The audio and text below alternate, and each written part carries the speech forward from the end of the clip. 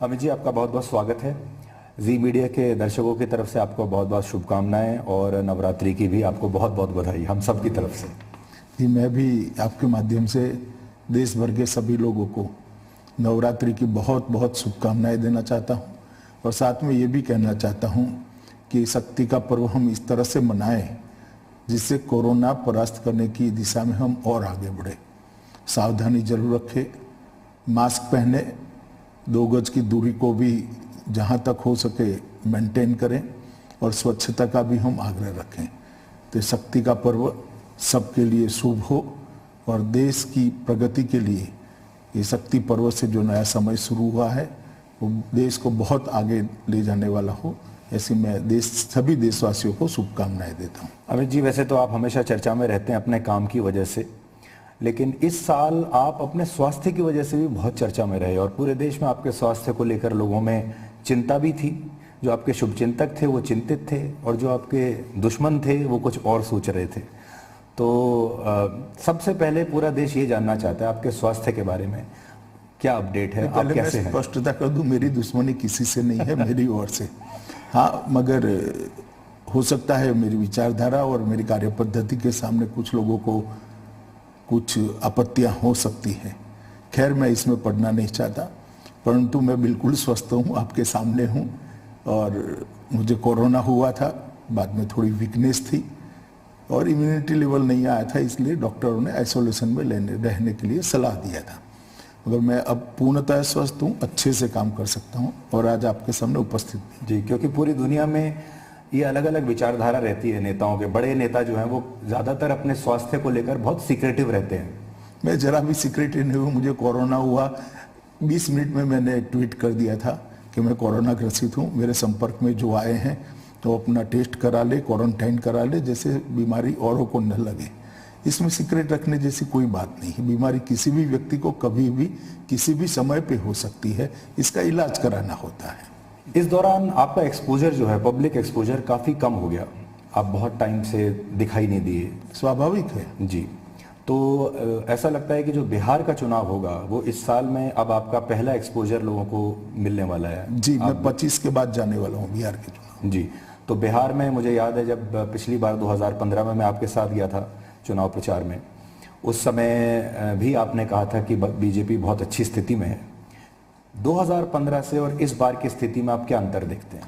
देखिए, 2015 में भी हम अच्छी स्थिति में थे, हमारी स्थिति में सुधार ही हुआ था। असेंबली में हमारी सीटें बढ़ी थी, मत प्रतिशत भी बढ़ा था, मगर चूंकि सामाजिक समीकरण हमारे पक्ष में नहीं था, इसलिए हम चुनाव हारे थे।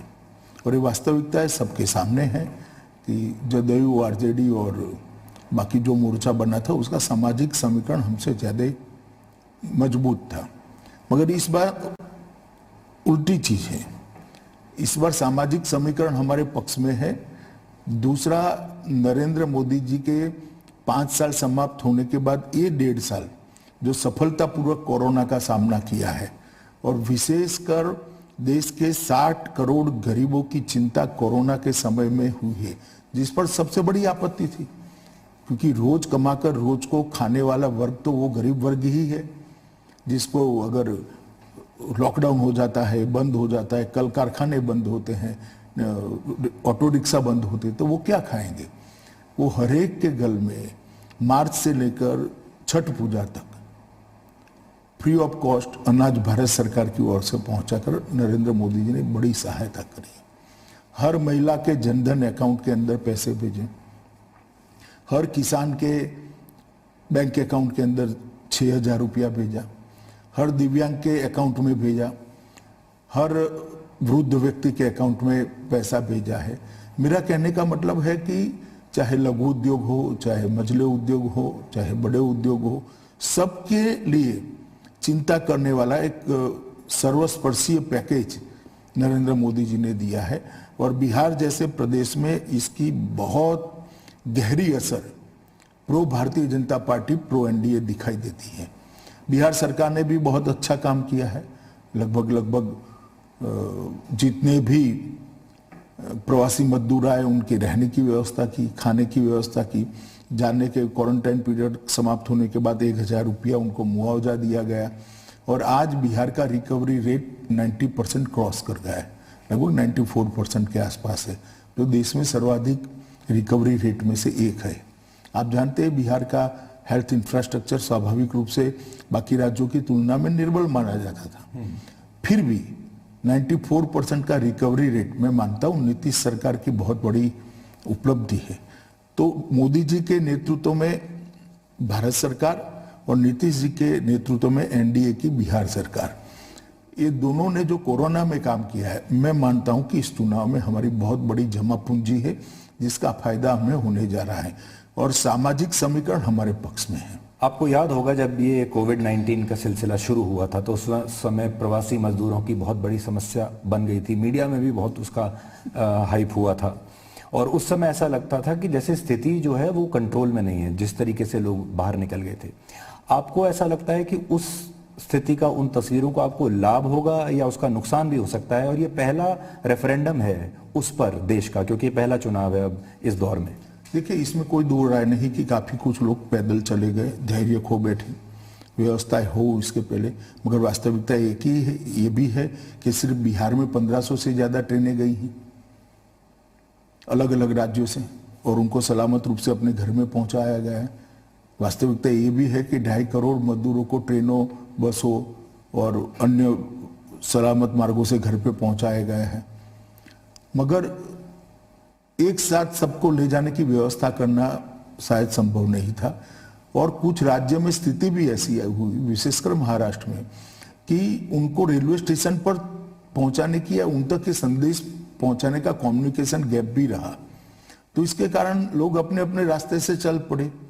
उसमें भी हमने बीच में से एसटी बसों, महाराष्ट्र शासन ने भी किया, गुजरात शासन ने भी किया, राजस्थान शासन में, सब सरकारों ने अच्छे से, यूपी शासन ने भी किया, बीच में बसें भेजकर उनको बसों में बिठाकर नजदीक के रेलवे स्टेशन पर ले जाने की भी व्यवस्था करी, उनके खान पान की भी व्यवस्था करी।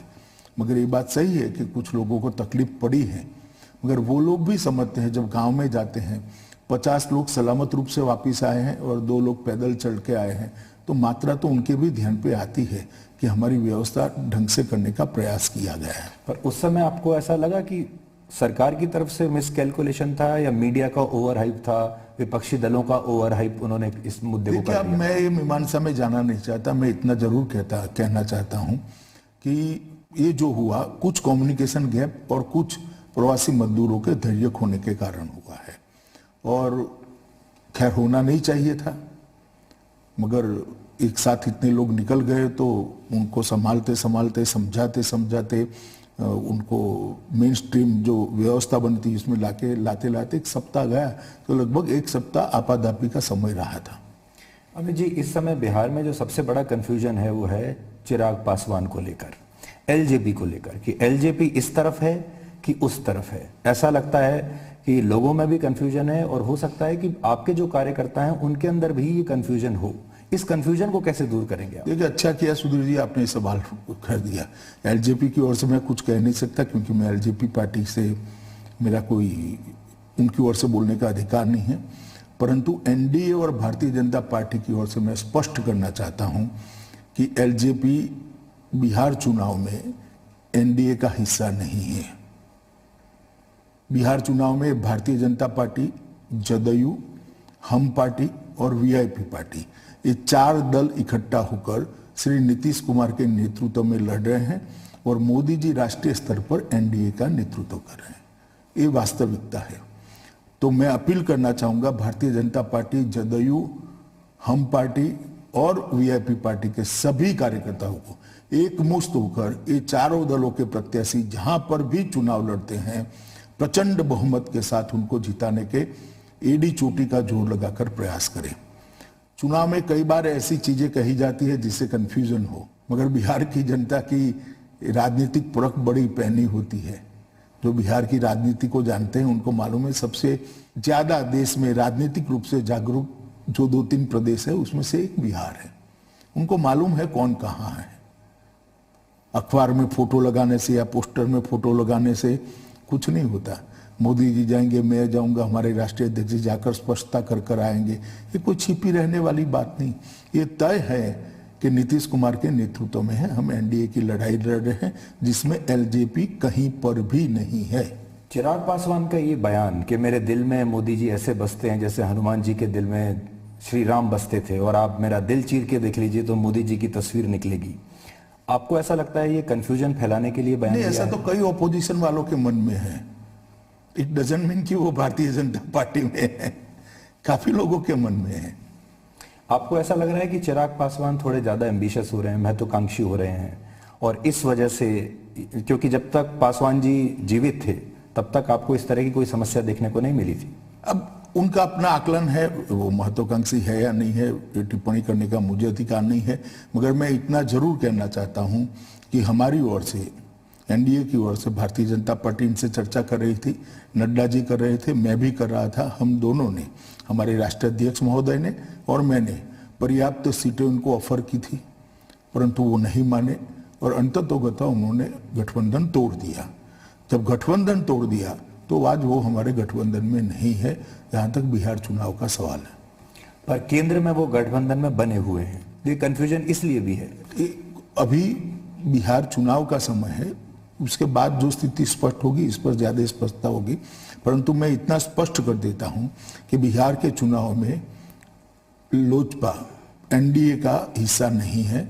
4 ही पार्टी, हम पार्टी, जदयू, भाजपा और वीआईपी पार्टी, ये 4 ही पार्टी एनडीए का गठबंधन है। एलजेपी के लोगों का ये भी कहना है कि जो वीआईपी पार्टी है इसको आपने थोड़ा ज्यादा ही वीआईपी स्टेटस दे दिया, जबकि ऐसा नहीं होना चाहिए था, जरूरत से ज्यादा बड़ा स्टेटस आपने दे दिया, वीआईपी को वीवीआईपी बना दिया आपने। चलिए, अब उनका अभिप्राय है, हमारा तो आग्रह है कि होता है भाजपा का, मोदी जी के नेतृत्व में हमेशा कि पिछड़ों को ज्यादा से ज्यादा, अति पिछड़ों को ज्यादा से ज्यादा, और जो वंचित है उनको ज्यादा से ज्यादा स्थान दिए जाए। अब 2-3 सीटें ज्यादा भी मिली होगी तो क्या है। जी, नीतीश कुमार जी को लेकर जब आप ग्राउंड पर जाते हैं तो एक तो होता है कि बहुत अति उत्साह होता है, जोश होता है, मेरा नेता कैसा हो, मुख्यमंत्री कैसा हो, तो तुरंत दिल से आवाज निकलती है नीतीश कुमार जैसा हो। पर अगर हम ये ना भी कहें कि एंटी इनकम्बेंसी वेव उनके खिलाफ है, पर इतना तो कह सकते हैं कि उत्साह उतना नहीं है उनको लेकर, इसका आपको नुकसान होगा? मैं ऐसा नहीं मानता। देखिए, बिहार की जनता कांग्रेस के अंतिम 10 साल, लालू प्रसाद जी के 15 साल और नीतीश कुमार जी के 15 साल का कंपैरिजन जरूर करेगी। ये 25 साल जो कांग्रेस के अंतिम 10 साल अस्थिरता वाले और 15 साल लालू प्रसाद यादव के जंगल राज वाले गए हैं, उसमें बिहार को तहस नहस कर दिया। ढेर सारे नरसंहार होना, कितनी फिरौतियां, कितने लोग पलायन कर जाना, इंडस्ट्री पलायन कर दी गई, व्यापार पलायन कर गया, प्रोफेशनल पलायन कर गए, शिक्षा का पूरा खाका, एक जमाने में सबसे ज्यादा IAS IPS बिहार से आते थे, पूरा बिहार का शिक्षा का खाका तितर बितर हो गया, शिक्षा के अंदर भ्रष्टाचार पहुंच गया। विकास दर की बात करें तो पहले 3% समथिंग विकास दर था जब लालू जी ने छोड़ा, आज 11.6 तक विकास दर को हमने पहुंचाया है। 23,000 करोड़ का बजट था, उसको लगभग हमने 2,11,000 करोड़ तक पहुंचाया है। 96% रोड बना दी है, पीने के पानी की स्थिति में सुधार किया है, गांवों में बिजली पहुंचाने का काम 100% समाप्त कर दिया गया है। तो नरेंद्र मोदी सरकार और नीतीश कुमार सरकार ने ये जो काम किए हैं, मैं मानता हूं बिहार की जनता इसको ढंग से देख रही है।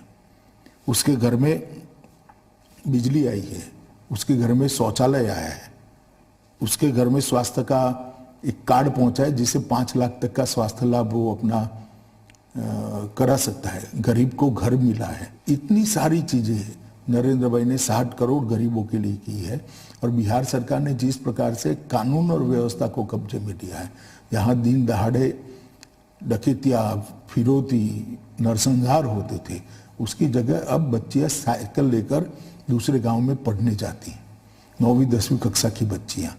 ये स्थिति बिहार देख रहा है, ऐसा नहीं है कि नहीं देख रहा है। और जब वोट डालने जाएंगे तो एक और तो कोरे वादे हैं और एक भयावह बैकग्राउंड है, दूसरी ओर कंक्रीट नक्कर किया हुआ काम है और आगे की ठोस रणनीति है।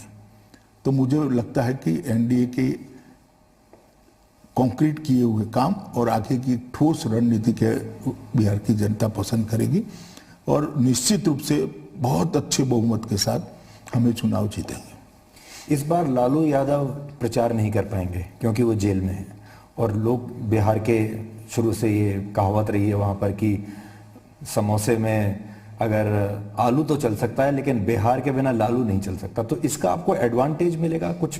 क्योंकि उनका परिवार तो है, अभी वो लड़ रहा है, लेकिन वो पीछे से रिमोट कंट्रोल से सब कुछ कर रहे होंगे। देखिए, एडवांटेज डिसएडवांटेज क्या होगा वो तो भगवान जाने, चुनाव के बाद ही आकलन कर सकते हैं। परंतु जो भी स्थिति है इसके लिए हम जिम्मेदार नहीं है। अगर चारा घोटाला न होता तो श्रीमान लालू जी आज भी मैदान में होते चुनाव के। चूंकि उन्होंने चारा घोटाला किया, गरीबों के घास चारे के पैसे खाए गए, अरबों खरबों रुपये में खाए गए, तो कभी ना कभी तो होना ही था। पर जो उन्होंने सत्ता का ट्रांसफर किया है अपने परिवार को, अपने बच्चों को, उनके जो पुत्र हैं अब वो चुनाव में हैं, आपको ऐसा लगता है कि बिहार की जनता उन्हें स्वीकार करेगी? देखिए, इसके लिए भी बड़ा रोष है, इवन यदुवंशियों में भी रोष है। कई जगह से आवाजें उठने लगी कि परिवारवाद की राजनीति कब चलाएंगे। और आप पूरे देश को देखिए, हर जगह देश में धीरे धीरे धीरे परिवारवाद को रिजेक्ट हो रहा है। मोदी जी की भारतीय राजनीति में सबसे बड़ी उपलब्धि तो ये है कि उन्होंने परिवारवाद, भ्रष्टाचार और तुष्टीकरण, ये त्रियों को समाप्त कर दिया और विकास का एजेंडा को स्थापित किया है। और मैं मानता हूं बिहार का चुनाव भी विकास के एजेंडे पर ही जाएगा।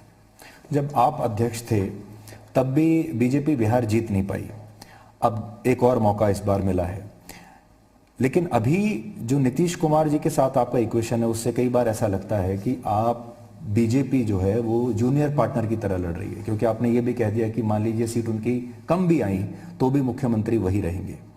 क्या अब हम ये मान लें कि बीजेपी ने स्वीकार कर लिया है कि बीजेपी जूनियर पार्टनर है वहां? देखिए, कम ज्यादा का सवाल नहीं है। एनडीए एक यूनिट के नाते लड़ रहा है। हम 2/3 से ज्यादा बहुमत से जीतेंगे और नीतीश कुमार जी हमारे मुख्यमंत्री होंगे। नीतीश कुमार ने 15 साल में काफी अच्छा काम किया है और मोदी जी की सरकार के ने जो योजनाएं भेजी, विशेषकर नरेंद्र मोदी जी ने जो 1,25,000 करोड़ रुपए का पैकेज बिहार के लिए दिया, चाहे वो गंगा पर बड़े बड़े पुल बनाने हो, चाहे खाद के कारखाने बनाने हो, चाहे बिजली को गांव तक पहुंचाना हो, चाहे इरिगेशन की व्यवस्था करनी हो, चाहे स्वास्थ्य का इंफ्रास्ट्रक्चर बढ़ाना हो, चाहे पेट्रोलियम में रिफाइनरी डालना हो या पेट्रोलियम की लाइनें का जाला बिछाना हो, ये सारी चीजों में उन्होंने लॉजिकल एंड तक ले गए हैं और ये बिहार की जनता ने अच्छे से देखा है। तो मुझे नहीं लगता कि ये सब कंफ्यूजन में बिहार की जनता आएगी, ना भाजपा और न जदयू के कार्यकर्ता भी आएंगे। हम सब मिलकर एक मुश्त होकर ये चुनाव लड़ रहे हैं और नतीजे अच्छे आने वाले। मान लीजिए ये सब हो भी जाता है, मैं वापस एलजीपी पर आता हूँ।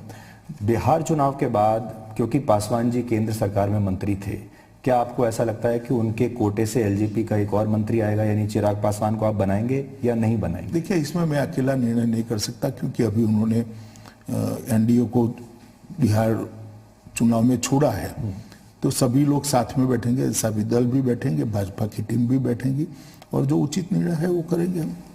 अमित जी, कोविड-19 के बाद से ये पहला चुनाव है देश में, क्या अंतर आपको लगता है कि इस कोविड काल में इस चुनाव में और बाकी के चुनावों में कितना अंतर रहेगा और क्या आपने कोई नई तरीके से तैयारी की है इस चुनाव की?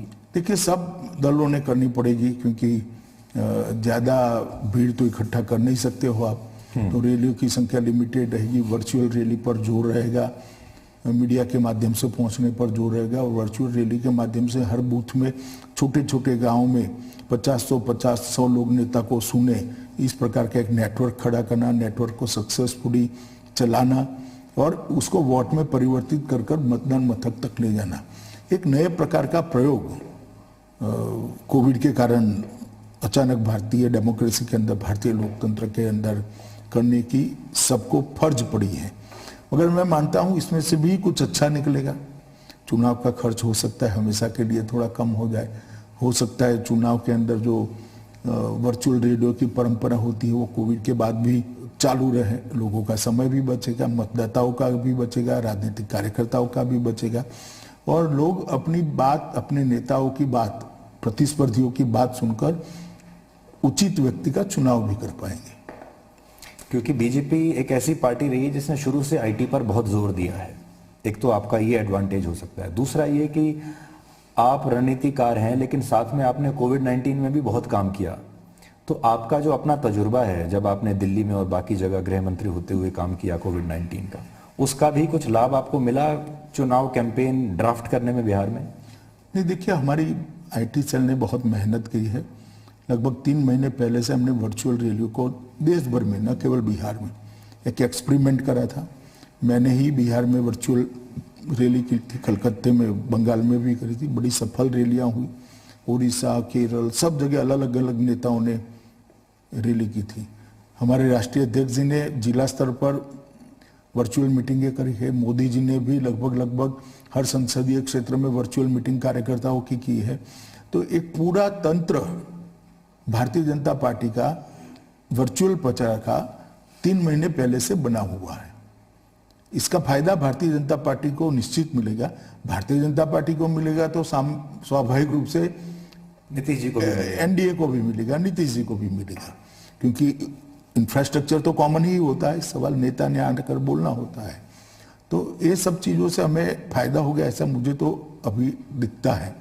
चुनाव अभी अभी शुरू हुआ है, थोड़ी गर्मी पकड़ रहा है, और 26 तक प्रथम चरण का प्रचार जब समाप्त होगा, 23 तारीख को मोदी जी जा रहे हैं बिहार में। 3 रैलियां हैं। मुझे लगता है और भारतीय जनता पार्टी और एनडीए के लिए बड़े वेव की वहीं से धक्का मिलेगा, हमें फायदा भी हुआ। तो सामाजिक संतुलन के लिए आप नीतीश कुमार जी के कंधों पर डिपेंड कर रहे हैं और नीतीश कुमार जी मोदी जी के कंधों पर डिपेंड कर रहे हैं, तो कौन किसके कंधे पर है? इसमें इस प्रकार के इक्वेशन बिठाने का सवाल, जब साथी होते हैं तो सब बरोबर होते हैं। मोदी जी राष्ट्रीय स्तर पर नेतृत्व कर रहे हैं, नीतीश जी बिहार के स्तर पर नेतृत्व कर रहे हैं, मगर हम सब साथी हैं और साथ में चल रहे हैं। इसमें कोई छोटा बड़ा ऐसा भाव रखने की कोई जरूरत नहीं है और रखना भी नहीं चाहिए। आपको ऐसा लगता है कि परफॉर्मेंस अगर 2015 से खराब रही इस बार बीजेपी की, तो ये मोदी सरकार के ऊपर भी एक रेफरेंडम माना जाएगा, चीन के ऊपर माना जाएगा, कोरोना वायरस पर आपने जो काम किया उस पर माना जाएगा, रोजगार, इकोनॉमी, सब पर एक रेफरेंडम होगा ये? देखिए, हर बार विपक्ष ऐसी बात करता है। सबको मालूम है कि फेडरल स्ट्रक्चर में स्टेट के चुनाव के सब्जेक्ट अलग होते हैं, सेंटर के चुनाव के सब्जेक्ट अलग होते हैं। फिर भी ऐसा समय नहीं आने वाला, क्योंकि हम 2/3 बहुमत से चुनाव जीत जाएंगे जी। तो जो लोग अभी शायद रेफरेंडम वो भी बोलते हुए डर रहे हैं, क्योंकि उनको मालूम है कि अंत में बीजेपी चुनाव जीतने वाली है। अमित जी, पूरे दुनिया में अब कह रहे हैं कि सेकेंड वेव आ रहा है कोविड का, और बहुत सारी जगह लॉकडाउन का दूसरा चरण शुरू हो गया है। क्या भारत में भी सेकेंड लॉकडाउन के लिए आप लोगों ने कुछ सोच कर रखा? साल जो सफलतापूर्वक कोरोना का सामना किया है, और विशेषकर देश के 60 करोड़ गरीबों की चिंता कोरोना के समय में हुई है, जिस पर सबसे बड़ी आपत्ति थी, क्योंकि रोज कमाकर रोज को खाने वाला वर्ग तो वो गरीब वर्ग ही है, जिसको अगर लॉकडाउन हो जाता है, बंद हो जाता है, कल कारखाने बंद होते हैं, ऑटो रिक्शा बंद होते हैं, तो वो क्या खाएंगे? वो हरेक के घर में मार्च से लेकर छठ पूजा तक फ्री ऑफ कॉस्ट अनाज भारत सरकार की ओर से पहुंचाकर नरेंद्र मोदी जी ने बड़ी सहायता करी। हर महिला के जनधन अकाउंट के अंदर पैसे भेजे, हर किसान के बैंक अकाउंट के अंदर 6,000 रुपया भेजा, हर दिव्यांग के अकाउंट में भेजा, हर वृद्ध व्यक्ति के अकाउंट में पैसा भेजा है। मेरा कहने का मतलब है कि चाहे लघु उद्योग हो, चाहे मझले उद्योग हो, चाहे बड़े उद्योग हो, सबके लिए चिंता करने वाला एक सर्वस्पर्शीय पैकेज नरेंद्र मोदी जी ने दिया है, और बिहार जैसे प्रदेश में इसकी बहुत गहरी असर pro Bharatiya Janata party, pro NDA दिखाई देती है। बिहार सरकार ने भी बहुत अच्छा काम किया है। लगभग जितने भी प्रवासी मजदूर आए उनके रहने की व्यवस्था की, खाने की व्यवस्था की, जानने के क्वारंटाइन पीरियड समाप्त होने के बाद 1,000 रुपया उनको मुआवजा दिया गया, और आज बिहार का रिकवरी रेट 90% क्रॉस कर गया है, लगभग 94% के आसपास है, जो देश में सर्वाधिक रिकवरी रेट में से एक है। आप जानते हैं बिहार का हेल्थ इंफ्रास्ट्रक्चर स्वाभाविक रूप से बाकी राज्यों की तुलना में निर्बल माना जाता था, फिर भी 94% का रिकवरी रेट मैं मानता हूँ नीतीश सरकार की बहुत बड़ी उपलब्धि है। तो मोदी जी के नेतृत्व में भारत सरकार और नीतीश जी के नेतृत्व में एनडीए की बिहार सरकार, ये दोनों ने जो कोरोना में काम किया है, मैं मानता हूं कि इस चुनाव में हमारी बहुत बड़ी जमा पूंजी है जिसका फायदा हमें होने जा रहा है और सामाजिक समीकरण हमारे पक्ष में है। आपको याद होगा जब ये कोविड-19 का सिलसिला शुरू हुआ था तो उस समय प्रवासी मजदूरों की बहुत बड़ी समस्या बन गई थी, मीडिया में भी बहुत उसका हाइप हुआ था और उस समय ऐसा लगता था कि जैसे स्थिति जो है वो कंट्रोल में नहीं है, जिस तरीके से लोग बाहर निकल गए थे। आपको ऐसा लगता है कि उस स्थिति का, उन तस्वीरों को आपको लाभ होगा या उसका नुकसान भी हो सकता है? और ये पहला रेफरेंडम है उस पर देश का, क्योंकि पहला चुनाव है अब इस दौर में। देखिए, इसमें कोई दो राय नहीं कि काफी कुछ लोग पैदल चले गए, धैर्य खो बैठे, व्यवस्था हो इसके पहले, मगर वास्तविकता एक ही है, ये भी है कि सिर्फ बिहार में 1500 से ज्यादा ट्रेनें गई हैं अलग अलग राज्यों से और उनको सलामत रूप से अपने घर में पहुंचाया गया है। वास्तविकता ये भी है कि 2.5 करोड़ मजदूरों को ट्रेनों, बसों और अन्य सलामत मार्गों से घर पे पहुंचाया गया है, मगर एक साथ सबको ले जाने की व्यवस्था करना शायद संभव नहीं था। और कुछ राज्य में स्थिति भी ऐसी हुई, विशेषकर महाराष्ट्र में, कि उनको रेलवे स्टेशन पर पहुंचाने की या उन तक के संदेश पहुंचाने का कम्युनिकेशन गैप भी रहा, तो इसके कारण लोग अपने अपने रास्ते से चल पड़े। उसमें भी हमने बीच में से एसटी बसों, महाराष्ट्र शासन ने भी किया, गुजरात शासन ने भी किया, राजस्थान शासन में, सब सरकारों ने अच्छे से, यूपी शासन ने भी किया, बीच में बसें भेजकर उनको बसों में बिठाकर नजदीक के रेलवे स्टेशन पर ले जाने की भी व्यवस्था करी, उनके खान पान की भी व्यवस्था करी। मगर ये बात सही है कि कुछ लोगों को तकलीफ पड़ी है, मगर वो लोग भी समझते हैं जब गांव में जाते हैं 50 लोग सलामत रूप से वापस आए हैं और 2 लोग पैदल चढ़ के आए हैं, तो मात्रा तो उनके भी ध्यान पे आती है कि हमारी व्यवस्था ढंग से करने का प्रयास किया गया है। पर उस समय आपको ऐसा लगा कि सरकार की तरफ से मिसकैलकुलेशन था या मीडिया का ओवर हाइप था, विपक्षी दलों का ओवर हाइप, उन्होंने इस मुद्दे को कर दिया? मैं ये मीमांसा में जाना नहीं चाहता, मैं इतना जरूर कहना चाहता हूँ कि ये जो हुआ कुछ कम्युनिकेशन गैप और कुछ प्रवासी मजदूरों के धैर्य खोने के कारण हुआ है, और खैर होना नहीं चाहिए था, मगर एक साथ इतने लोग निकल गए तो उनको संभालते संभालते, समझाते समझाते उनको मेन स्ट्रीम जो व्यवस्था बनती उसमें लाते लाते 1 सप्ताह गया, तो लगभग 1 सप्ताह आपाधापी का समय रहा था। अमित जी, इस समय बिहार में जो सबसे बड़ा कंफ्यूजन है वो है चिराग पासवान को लेकर, एलजेपी को लेकर, कि एलजेपी इस तरफ है कि उस तरफ है। ऐसा लगता है कि लोगों में भी कंफ्यूजन है और हो सकता है कि आपके जो कार्यकर्ता हैं उनके अंदर भी ये कंफ्यूजन हो। इस कंफ्यूजन को कैसे दूर करेंगे आप? देखिए, अच्छा किया सुधीर जी आपने सवाल कर दिया।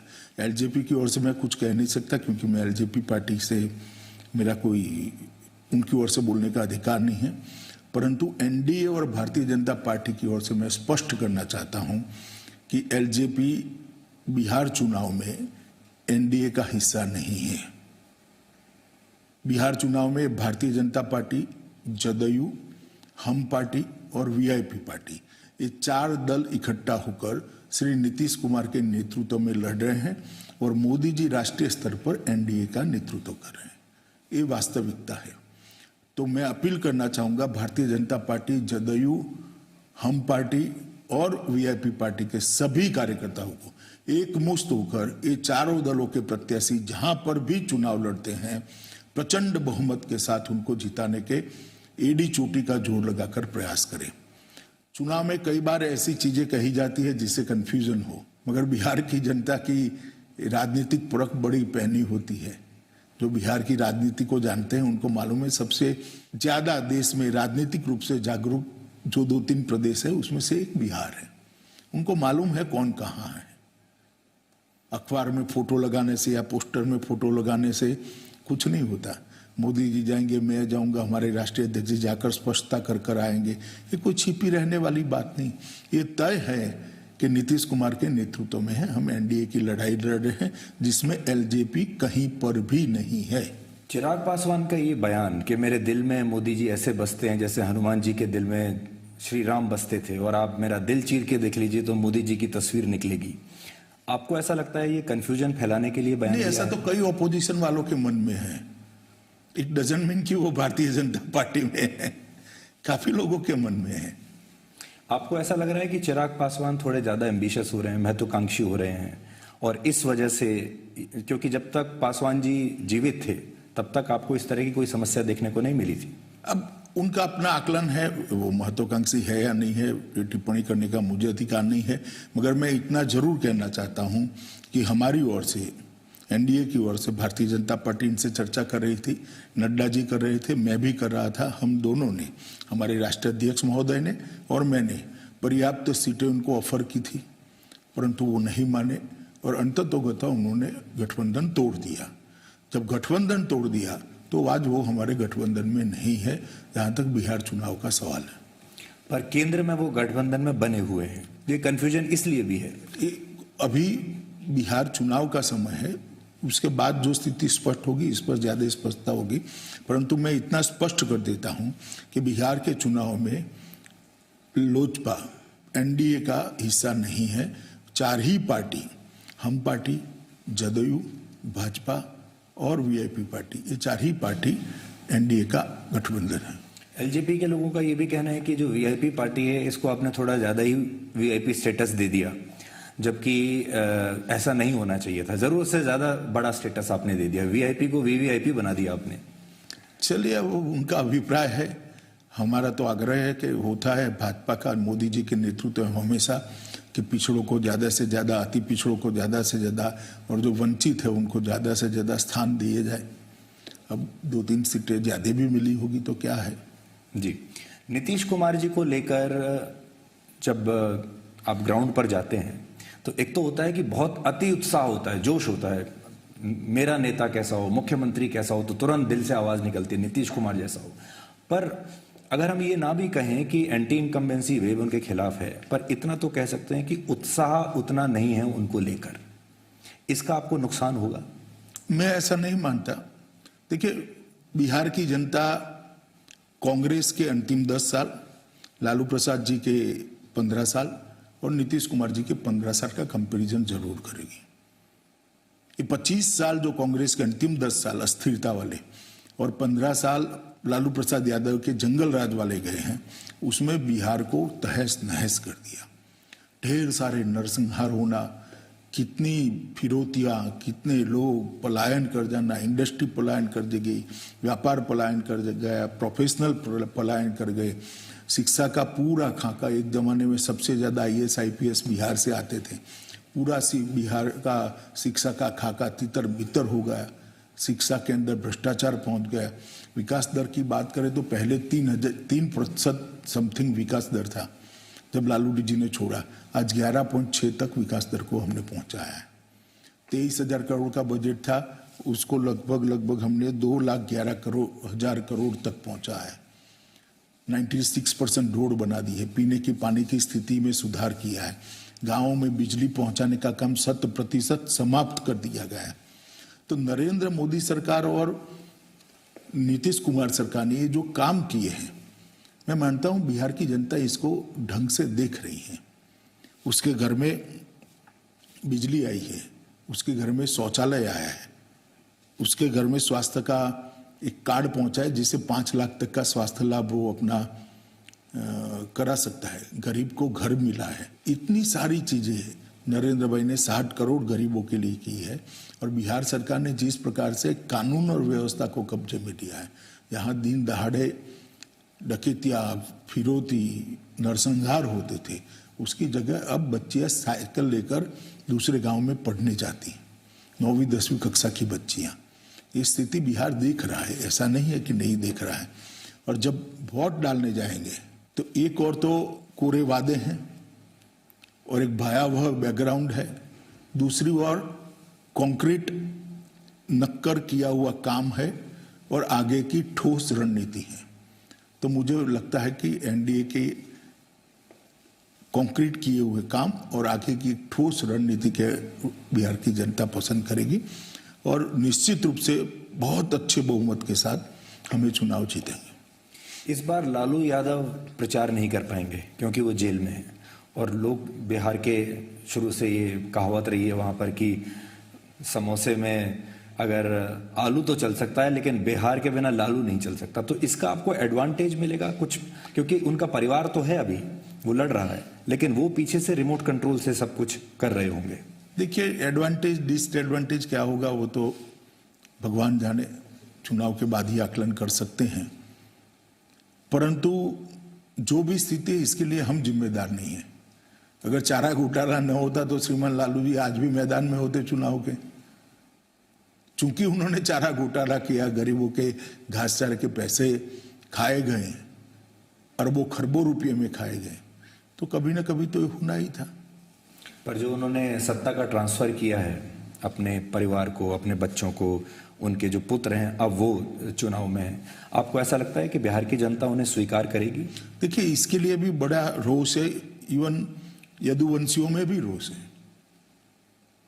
कई जगह से आवाजें उठने लगी कि परिवारवाद की राजनीति कब चलाएंगे, और आप पूरे देश को देखिए, हर जगह देश में धीरे धीरे परिवारवाद को रिजेक्ट होता है। मोदी जी की भारतीय राजनीति में सबसे बड़ी उपलब्धि तो ये है कि उन्होंने परिवारवाद, भ्रष्टाचार और तुष्टीकरण, ये त्रियों को समाप्त कर दिया और विकास का एजेंडा को स्थापित किया है। और मैं मानता हूं बिहार का चुनाव भी विकास के एजेंडे पर ही जाएगा। जब आप अध्यक्ष थे तब भी बीजेपी बिहार जीत नहीं पाई, अब एक और मौका इस बार मिला है, लेकिन अभी जो नीतीश कुमार जी के साथ आपका इक्वेशन है उससे कई बार ऐसा लगता है कि आप बीजेपी जो है वो जूनियर पार्टनर की तरह लड़ रही है, क्योंकि आपने ये भी कह दिया कि मान लीजिए सीट उनकी कम भी आई तो भी मुख्यमंत्री वही रहेंगे। क्या अब हम ये मान लें कि बीजेपी ने स्वीकार कर लिया है कि बीजेपी जूनियर पार्टनर है वहां? देखिए कम ज्यादा का सवाल नहीं है, एनडीए एक यूनिट के नाते लड़ रहा है। हम 2/3 से ज्यादा बहुमत से जीतेंगे और नीतीश कुमार जी हमारे मुख्यमंत्री होंगे। नीतीश कुमार ने 15 साल में काफी अच्छा काम किया है और मोदी जी की सरकार के ने जो योजनाएं भेजी, विशेषकर नरेंद्र मोदी जी ने जो 1,25,000 करोड़ रुपए का पैकेज बिहार के लिए दिया, चाहे वो गंगा पर बड़े बड़े पुल बनाने हो, चाहे खाद के कारखाने बनाने हो, चाहे बिजली को गांव तक पहुंचाना हो, चाहे इरिगेशन की व्यवस्था करनी हो, चाहे स्वास्थ्य का इंफ्रास्ट्रक्चर बढ़ाना हो, चाहे पेट्रोलियम में रिफाइनरी डालना हो या पेट्रोलियम की लाइनें का जाला बिछाना हो, ये सारी चीज़ों में उन्होंने लॉजिकल एंड तक ले गए हैं और ये बिहार की जनता ने अच्छे से देखा है। तो मुझे नहीं लगता कि ये सब कंफ्यूजन में बिहार की जनता आएगी, ना भाजपा और न जदयू के कार्यकर्ता भी आएंगे। हम सब मिलकर एक मुश्त होकर ये चुनाव लड़ रहे हैं और नतीजे अच्छे आने वाले। मान लीजिए ये सब हो भी जाता है, मैं वापस एलजीपी पर आता हूँ।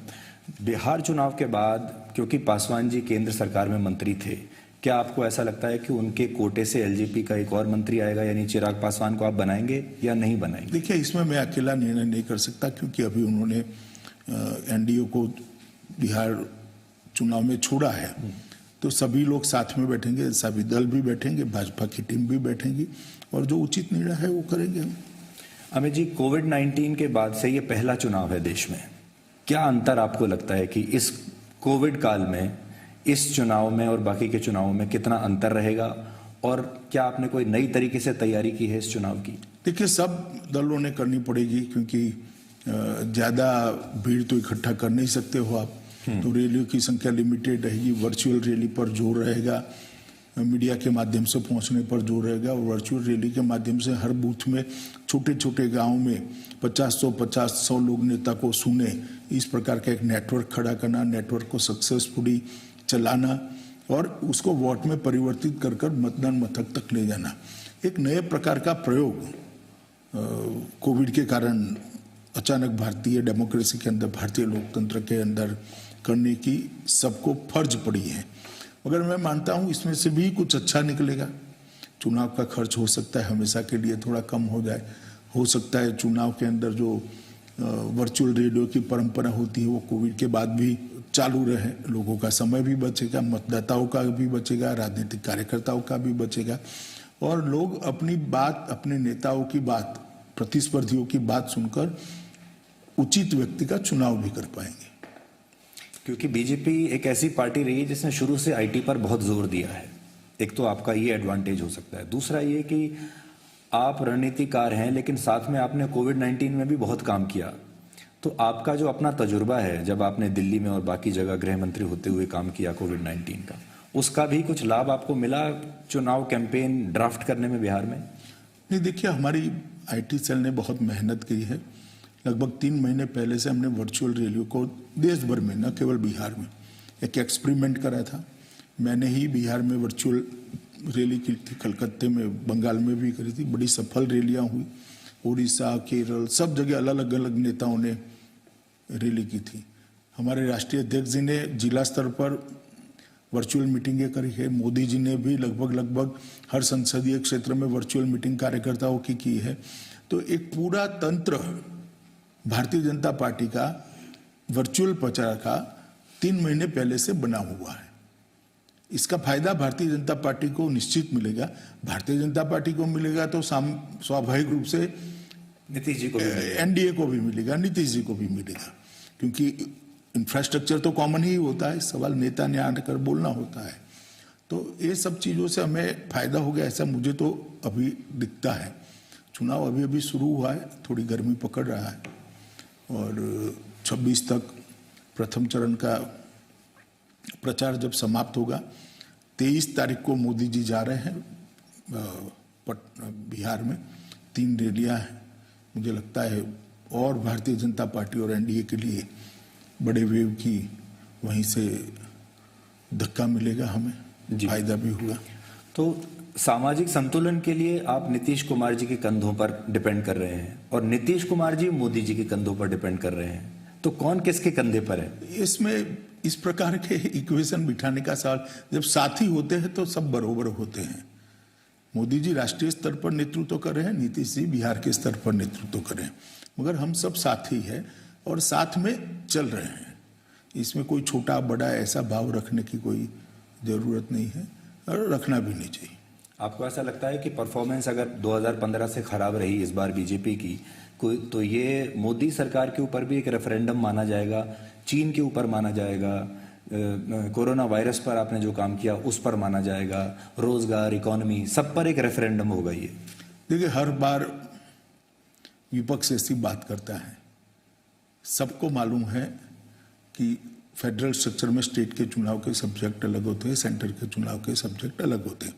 फिर भी ऐसा समय नहीं आने वाला, क्योंकि हम 2/3 बहुमत से चुनाव जीत जाएंगे जी। तो जो लोग अभी शायद रेफरेंडम वो भी बोलते हुए डर रहे हैं, क्योंकि उनको मालूम है कि अंत में बीजेपी चुनाव जीतने वाली है। अमित जी, पूरे दुनिया में अब कह रहे हैं कि सेकेंड वेव आ रहा है कोविड का, और बहुत सारी जगह लॉकडाउन का दूसरा चरण शुरू हो गया है। क्या भारत में भी सेकेंड लॉकडाउन के लिए आप लोगों ने कुछ सोच कर रखा है, कंसीडर भी किया है आपने? नहीं, अभी प्रधानमंत्री जी के नेतृत्व में हमने एक सावधानी का बड़ा अभियान चलाया है। वो गांव-गांव तक, स्कूल तक, पुलिस थाने तक, आंगनवाड़ी तक, हेल्थ वर्कर तक, हर घर तक पहुंचाने का प्रयास किया है कि जब तक टीका नहीं संशोधित हो जाता और जब तक इसकी दवाई नहीं बन जाती, मास्क लगाना, 2 गज की दूरी रखना और हाथों को कई बार दिन में अच्छे से साफ करना, ये तीनों चीज़ों पर बल देना यही है। और जहाँ तक हेल्थ इंफ्रास्ट्रक्चर का सवाल है, मैं मानता हूँ कि लॉकडाउन के वक्त ही हमने हेल्थ इंफ्रास्ट्रक्चर को ढंग से सुधार कर लिया है। भारत में कोविड को लड़ने के लिए दुनिया में कह सकते हैं हम कि सबसे अच्छा हेल्थ इंफ्रास्ट्रक्चर है। इसके प्रोटोकॉल्स बन गए हैं कि किस स्टेज पर किस दवाई देनी है, किस नहीं देनी है, रिपोर्ट किस तरह से निकालनी है। एम्स हर रोज 35-40 अस्पतालों के साथ वीडियो कॉन्फ्रेंस कर रहा है, इनके डॉक्टरों को गाइड कर रहा है।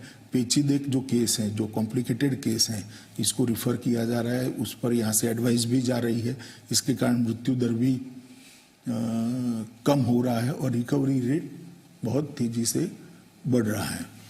और ये हेल्थ इंफ्रास्ट्रक्चर बनाने का काम हमारा, जब मोदी जी ने लॉकडाउन किया तब विपक्ष के कुछ नेता और विशेषकर राहुल गांधी कहते थे पूरा देश बंद कर दिया, लॉकडाउन करने की ज़रूरत नहीं थी, ब्ला ब्ला ब्ला। आज उनको मालूम नहीं है कि अगर लॉकडाउन न करते और उस वक्त फीका था, तो बगैर हेल्थ इंफ्रास्ट्रक्चर के लाखों करोड़ों लोग मर जाते। पर वो तो अभी भी मानने के लिए तैयार नहीं है। वो तो उनको तो हर चुनाव में जनता ही मनाएगी, मैं और आप नहीं मना पाएंगे। परंतु हेल्थ इंफ्रास्ट्रक्चर बन गया है, वास्तविकता है। क्योंकि मृत्यु दर तो कोई मैनेज नहीं कर सकता। मृत्यु ऐसी चीज है जिसको कोई छुपा नहीं सकता। रिकवरी रेट कोई मैनेज नहीं कर सकता। व्यक्ति रिकवर होकर घर पे जाता है तो ही जाता है, अदरवाइज तो अस्पताल में होता है। तो ये दोनों आंकड़े प्रति 10 लाख के ले रहे तो हम दुनिया में बहुत अच्छी स्थिति में है, जो बताता है कि भारत ने इसको अच्छे से किया। पहले टेस्टिंग किट यहाँ नहीं बनती थी, अब स्वदेशी टेस्टिंग किट बन गए। पहले 2-5 लेबोरेटरियाँ थी, अब हजारों की संख्या में लेबोरेटरी हो गई। 10-10 लाख टेस्ट होने लगे, करोड़ों टेस्ट हो गए। और वेंटिलेटर भी स्वदेशी बन गए। कई जगह पे आईसीयू बढ़ाए गए, कई अस्पताल नए बनाए गए। ये सारी चीजों को बढ़ाकर हमने एक कोरोना की स्थिति के सामने मोदी जी के नेतृत्व में सफल लड़ाई लड़ी है। और बीच में एक भय था कि ऑक्सीजन की किल्लत आएगी, इसके लिए भी वॉर फुटिंग पर मोदी सरकार ने एक्शन लिए और आज वो भी स्थिति को हम निपट रहे हैं और ग्राफ धीरे धीरे धीरे नीचे जा रहा है। भगवान करे कोई सेकेंड वेव ना आए। आएगा तो इसके खिलाफ भी लड़ेंगे, क्योंकि पर आपको लगता है कि लड़ना ही तो जीवन है। सेकेंड लॉकडाउन की भी तैयारी कुछ करके रखनी चाहिए। लॉकडाउन का शायद नौबत ना आए जी, मैं नहीं मानता लॉकडाउन का नौबत आएगा, परंतु इसके खिलाफ लड़ने की तैयारी सरकार की, भारत सरकार की, राज्य सरकारों की भी, सभी दलों की राज्य सरकारों की पर्याप्त है और अच्छी है।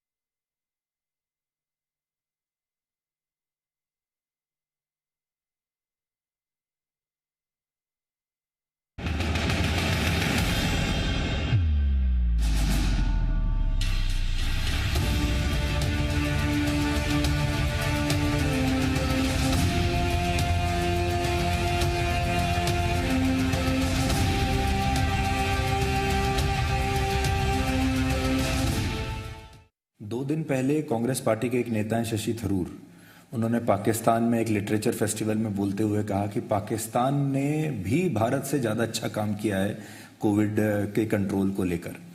तो और आपने देखा होगा कि कांग्रेस पार्टी के जो नेता हैं वो पाकिस्तान में बहुत दिलचस्पी दिखाते हैं और पाकिस्तान उन्हें बहुत अच्छा लगने लगा, फिर से वापस पाकिस्तान की तारीफ हो रही है। तो आप गृह मंत्री हैं, आपने इतना काम किया, जब आप ही के देश का एक नेता पाकिस्तान में जाकर ये कहता है कि Pakistan is better than India. देखिए, इसमें मुझे कोई आश्चर्य नहीं होता। कांग्रेस शुरू से ये कर रही है अपीसमेंट के लिए, वोट बैंक की राजनीति के लिए। पाकिस्तान की पीठ थपथपाना कोई नई बात नहीं है। स्वयं राहुल गांधी ने कहा कि कश्मीर में धारा 370 हटाने के बाद जब अंतर्राष्ट्रीय मंचों पर चर्चा हो रही थी, इमरान का समर्थन हो जाए, इस प्रकार के स्टेटमेंट उन्होंने भी दिए थे। मणिशंकर अय्यर ने भी कई बार दिए, अब शशि थरूर दे रहे हैं। मगर मैं देश की जनता को इतना जरूर कहना चाहता हूं कि अपनी ओछी अपीसमेंट की पॉलिटिक्स के कारण जो लोग देश के हितों को ताक पर रखते हैं, देश के सम्मान को ताक पर रखते हैं, उनको पहचानने की जरूरत है। और अब वो एक्सपोज हो चुके हैं, ये अब नहीं चलेगा। देश की जनता उनको जान चुकी है। शुरुआत में मैंने आपसे ये सवाल किया था कि आप हाल के दिनों में दिखाई नहीं दे रहे हैं, लेकिन हमने पीछे 6 महीने में ये भी देखा कि सरकार जो भी काम कर रही है, जब मान लीजिए कोविड-19 को लेकर एक अवेयरनेस प्रोग्राम की ज़रूरत थी या जो भी घोषणाएं थी, फिगर्स, फैक्ट्स जो थे, लेकिन ये भी अब मीडिया में इसकी कोई जगह नहीं है। आप जो नहीं दिख रहे हैं उसका एक कारण तो ये था कि आप खुद बीमार थे, लेकिन दूसरा कारण ये भी है कि मीडिया में अब सरकारी घोषणाओं की जगह ही नहीं बची, क्योंकि मीडिया में कुछ और चल रहा है। पीछे 6 महीने से मीडिया की भी काफ़ी आलोचना हुई, ये सोचकर कि इस समय भी सिर्फ सुशांत सिंह राजपूत की खबरें ही चलती रहीं। तो मैं भी ईमानदारी से आपसे बात कर रहा हूं, आप भी ईमानदारी से हमें बता सकते हैं कि क्या प्रायोरिटी बदल गई है और फिर जनता को ये बता दिया जाए कि ये टीआरपी की कंपल्शन है। नहीं, मैं मानता हूं, अब मैं कोई एडवाइस देना नहीं चाहता मीडिया जगत के लोगों को, मगर बैलेंस करने की जरूरत है। ऐसा जनता भी फील कर रही है, हम लोग भी फील कर रहे हैं। खबर खबर होती है, खबर मार्केटिंग की चीज नहीं होती, खबर पहुंचाने की चीज होती। अब आप इसको छोटी छोटी चीजों को तूल देकर पूरा दिन भर चलाते रहोगे, खैर जनता ही अपने तरीके से इसको रिस्पॉन्ड करेगी, तभी जाकर ठीक ठाक होगा। जैसे मुझसे आपको ज़्यादा बेहतर पता होगा क्योंकि आप बिहार में हमसे ज़्यादा शायद लोगों से बात कर रहे होंगे। जैसे ये आया कि बिहार में सुशांत सिंह राजपूत एक बहुत बड़ा चुनावी मुद्दा बन चुका है, क्या आपको ऐसा लगा कि है ये चुनावी मुद्दा, इस पर भी वोट पड़ेंगी?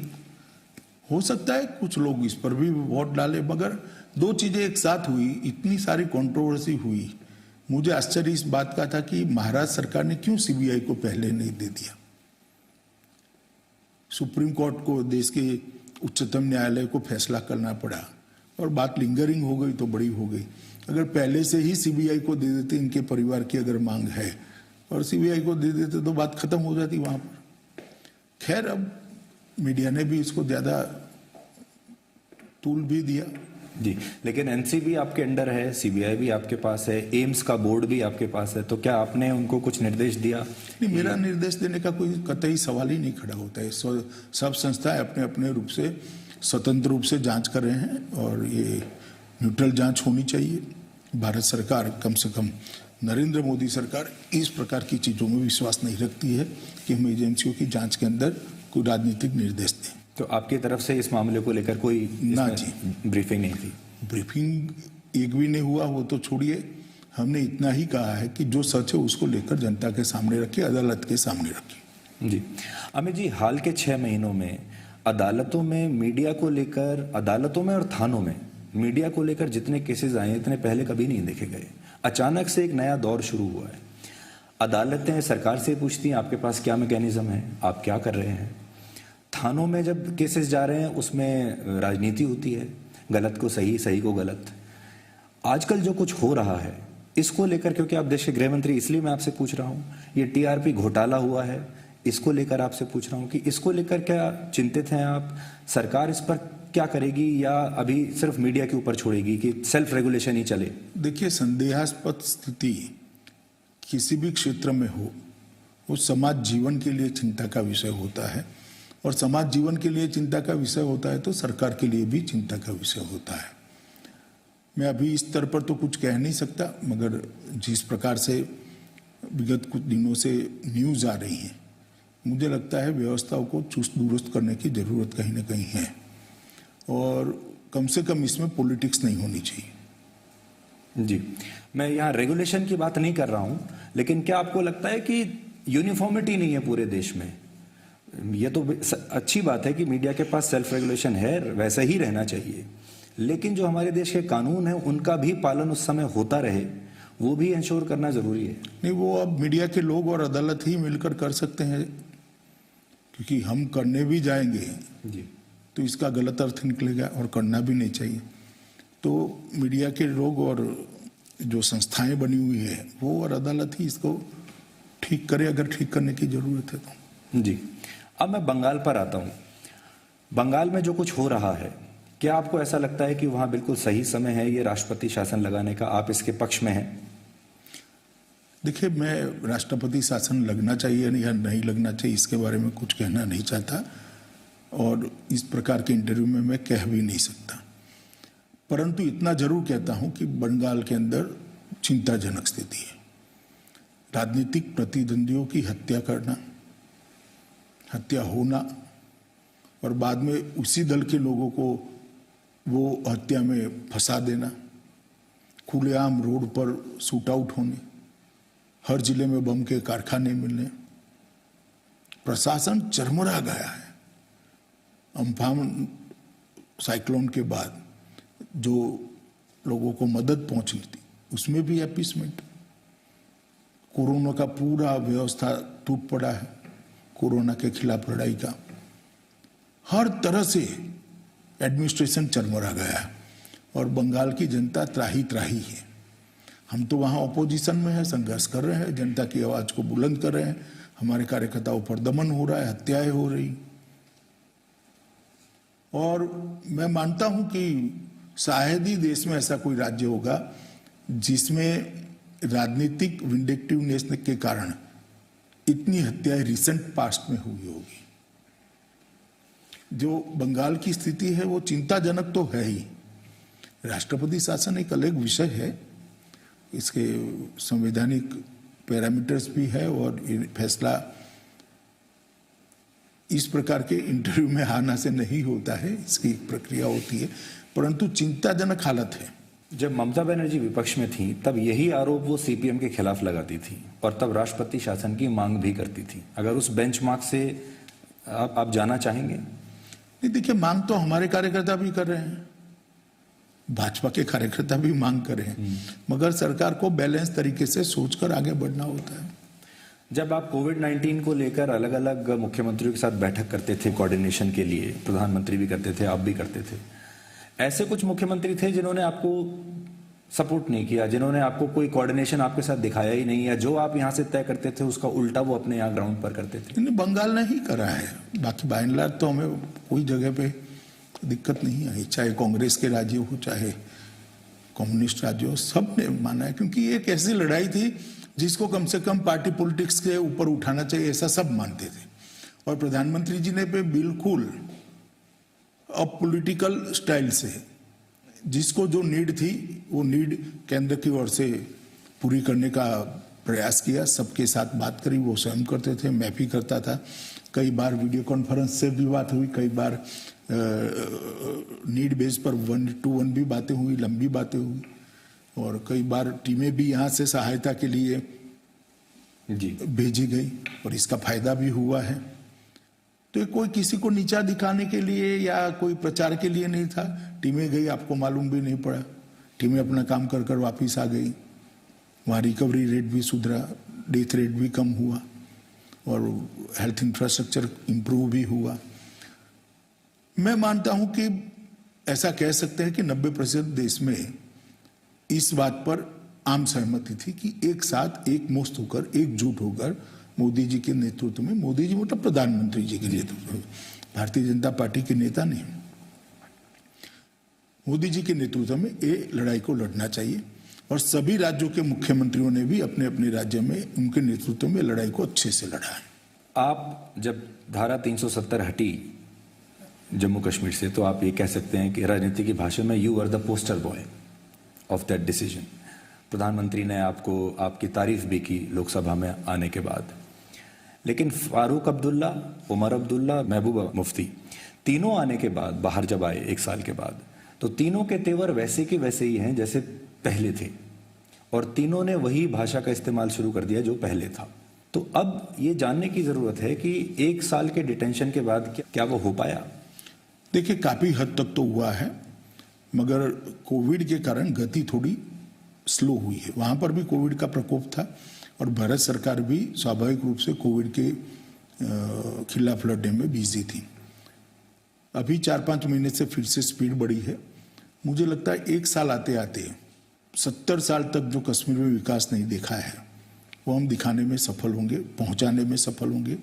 सभी व्यक्तिगत बेनिफिशियरी है, जैसे विधवा सहाय, वृद्ध सहाय है, वजीफे देने हैं, ये सब चीज़ों को पहुंचाने की शुरुआत की गई है। हर गांव में बिजली पहुंचना शुरू हो गया है, हर गांव में पानी पहुंचना शुरू हो गया है। पंचायत के चुनाव अच्छे से हो गए, जिला पंचायत के चुनाव 1-2 दिन में ही घोषित होने वाले हैं। तो 3 स्तरीय जो हमारी पंचायती व्यवस्था है वो जम्मू कश्मीर में भी लागू हो जाएगी। स्थानीय लोगों को अधिकार मिलेंगे, स्थानीय लोग अपने जरूरियात के हिसाब से बजट का प्लानिंग कर पाएंगे, और धीरे धीरे कश्मीर पटरी पर आ रहा है। जहाँ तक लॉ एंड ऑर्डर का सवाल है, एकदम अच्छे तरीके से कंट्रोल है, और टेररिज्म हो या इंटरनल लॉ एंड ऑर्डर, कोई बड़ी घटनाएं नहीं हुई है और अच्छे से हम कर रहे हैं। जहाँ तक अब्दुल्लाज और मुफ्ती फैमिली का सवाल है, उनका तो करना स्वाभाविक है, क्योंकि 370 की आड़ में इतने साल तक वहां का शासन उन्होंने भोगा है, गरीब को गरीब रखने का काम किया है, कश्मीर में विकास नहीं पहुंचा है। आप कल्पना नहीं कर सकते इतना करप्शन हुआ है, और ये करप्शन एक बहुत बड़ी खदान थी जो आज बंद हो पड़ी है। तो मैं मानता हूं कि कश्मीर की जनता जानती है कि 370 से हटाने की ये जो मांग है वो क्यों कर रहे हैं। पर महबूबा तो सुप्रीम कोर्ट तक भी गई ये जानने के लिए कि उनको हाउस अरेस्ट में रखा क्यों। आप होम मिनिस्टर हैं, तो आप देश को ये बता सकते हैं कि इनको हाउस अरेस्ट में रखा क्यों, कारण क्या था? देखिए, हाउस अरेस्ट में नहीं रखा, पहले तो अरेस्ट में ही रखा था। जब 370 को हटाया गया तो आप प्रचार कर लोगों की भावनाओं को भड़काने का काम न कर पाए, और जिस प्रकार के बयान उस वक्त आते थे, आग लग जाएंगी, हाथ काट डालेंगे, ये करेंगे, वो करेंगे, मुझे लगता है कि उचित ही कदम था। और जैसे ही स्थिति नॉर्मल हुई, सब बाहर है, अपनी अपनी पार्टी भी चला रहे हैं, और चलाए, कोई आपत्ति नहीं। इस देश में कई पार्टियां हैं, चलती है, जम्मू कश्मीर में भी चलनी चाहिए। पर महबूबा जब अपने सरकारी बंगले में बैठकर, सरकारी सुरक्षा के अंदर बैठकर, ये तीनों लोग सब कुछ सरकार, भारत सरकार का इस्तेमाल करके, फारूक साहब तो तनख्वाह भी लेते हैं, वो सांसद हैं भारत सरकार से, और फिर आप चीन से मिलने की बात करें और कहें कि चीन से मिलकर हम 370 की बहाली करा लेंगे, तो क्या हमारे देश का कानून इस पर खामोश है? हम कानून अपना काम करेगा समय पर, मगर मैं इसको उचित नहीं मानता। आप कुछ, ये भाषा उचित नहीं है। कोई कार्रवाई इस पर? कार्रवाई देखेंगे, अभी जम्मू कश्मीर सरकार से रिपोर्ट आएगी बाद में, परंतु इसको हम उचित नहीं मानते। अब आखिरी विषय अमित जी है चीन। आपको ऐसा लगता है कि चीन को जज करने में, समझने में हम लोगों से गलती हुई? क्योंकि पहले तो हमने बहुत दोस्ती के हाथ उनको बढ़ाए थे, ममल्लापुरम में भी किया हमने, वुहान में भी किया हमने, साबरमती में भी किया, तो हम जज नहीं कर पाए चीन को। देखिए, 2 चीजें हैं। मैं आपकी बात से बिल्कुल सहमत नहीं हूं। किसी भी व्यक्ति से रिश्ते सुधारने का प्रयास करना, इसमें कोई बुराई नहीं हो सकती। बिगड़े हुए रिश्ते पड़ोसियों से सुधारने ही चाहिए, मगर सुधारने की लड़क में हमारे हितों की बलि नहीं चढ़नी चाहिए। हमने सुधारने का प्रयास किया, जब भी हमें लगा कि हमारी सीमाओं पर अतिक्रमण का प्रयास हो रहा है, हमने आंख में आंख डालकर जवाब दिया है। ये 62 वाली स्थिति नहीं है। रिश्ते सुधारने का प्रयास हमने पाकिस्तान से भी किया था, चीन से भी किया था, सबसे करना भी चाहिए, मगर जब आप योग्य प्रतिभाव देने की बजाय अलग तरीके से बर्ताव करोगे तो उस वक्त हमारा स्टैंड अलग होगा और देश की सीमाओं की सुरक्षा के लिए कटिबद्धता का होगा, जो मोदी सरकार ने अच्छे ढंग से कर दिखाया है। तो क्या हम 2 फ्रंट वॉर के लिए तैयार हैं? जैसे अभी बात हो रही है पाकिस्तान और चीन के दोनों फ्रंट एक साथ अगर खुलते हैं तो। मैं नहीं मानता ऐसी नौबत आएगी। अभी कूटनीतिक स्तर पर भी बात हो रही है और सेना के अधिकारियों के बीच में भी बात हो रही है। आशा करनी चाहिए रास्ता निकल आएगा, अच्छा रास्ता निकल आ जाए। मगर मैं इतना कह सकता हूं कि भारत की 1 इंच की भूमि पर कोई अतिक्रमण नहीं कर पाएगा। पर ये भारत सरकार का अटल निर्णय है। पर गलवान के बाद उन्होंने अतिक्रमण किया है या नहीं किया है? देखिए, अभी मैं फिर से एक बार कहता हूं, भारत की भूमि पर 1 इंच अतिक्रमण छोड़ दीजिए, अंदर गप्पे लगाते 12 किलोमीटर अंदर आ गए, 30 किलोमीटर, 1 इंच भी भूमि हमारी किसी के हाथ में हम नहीं जाने देंगे। वैसे राहुल गांधी ने कहा था कि उनके पास है फॉर्मूला 15 मिनट वाला, तो आप उनसे भी सीख सकते हो। भैया वो 62 में ही कर लेते तो इतना हजारों वर्ग हेक्टर भूमि न चला जाता। उस वक्त के तो प्रधानमंत्री ने आसाम को कह दिया बाय बाय आसाम आकाशवाणी पर, और कांग्रेस पार्टी हमें यह नसीहत दे रही है।